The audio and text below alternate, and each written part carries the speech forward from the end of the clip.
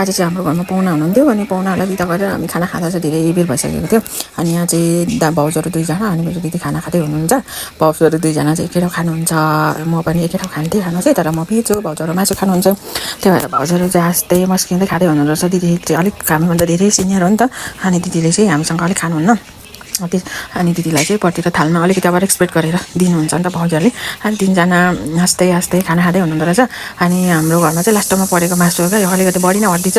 अनि हामी चाहिँ प्रायः चाहिँ खानेकुरा खाँदा पनि भाउजू हामी चाहिँ एकै ठाउँमा खान्छौँ अनि यहाँ चाहिँ आज चाहिँ सानी देउरानी मात्रै हुनुभयो अनि मासु खाँदै यताउता गर्दै भाउजूहरू हामीलाई चाहिँ नखिच्नु न भन्दै कान्छीहरू चाहिँ घप्टिराख्नु भएको छ होइन अनि मैले चाहिँ खिच्छु अब म तपाईँलाई बाहिर गराइदिन्छु भनेको नदेखाउनु न नदेखाउनु अरे अनि त्यहाँदेखि मैले चाहिँ तलै लगेर खानैमा क्यामेरा गाडी दिएँ अनि त्यस पछाडि फेरि रिसाउँदै हुनुहुन्छ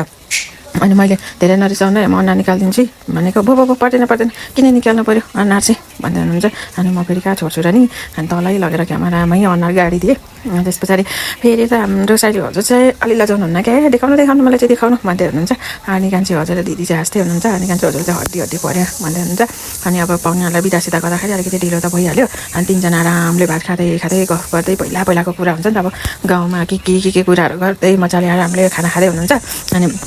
म चाहिँ मम्मीलाई हेर्दै खाना खाँदै थिएँ अनि मम्मीलाई हेर्दै खाना खाइसकेर म उता गएको अनि त्यसमा पनि म चाहिँ भेज हो अब सबैजना भेज हुँदा चाहिँ हामी एकै ठाउँ नै खान्छौँ आज चाहिँ भाउजूहरू दुईजना मात्रै यता र उता बाँड्दै हुनुहुन्छ साइली भाउजू चाहिँ अनि भाउजूलाई फेरि के खानुहुन्छ भनेको म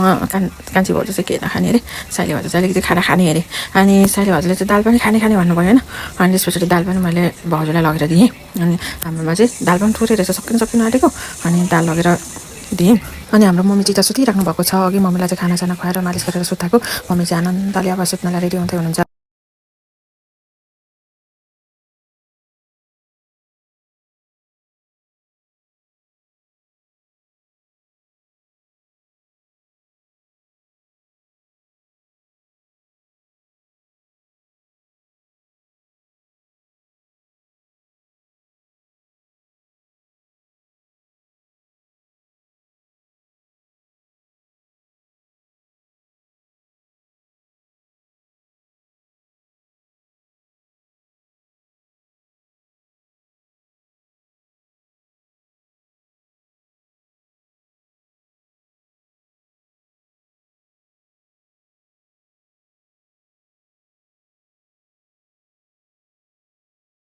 अनि हाम्रो मम्मी चाहिँ यता सुतिराख्नु भएको छ मम्मीलाई चाहिँ अघि खानासाना खुवाएर मालिस गराएर पुरै सुताइरहेको आनन्द सुत्नु भएको छ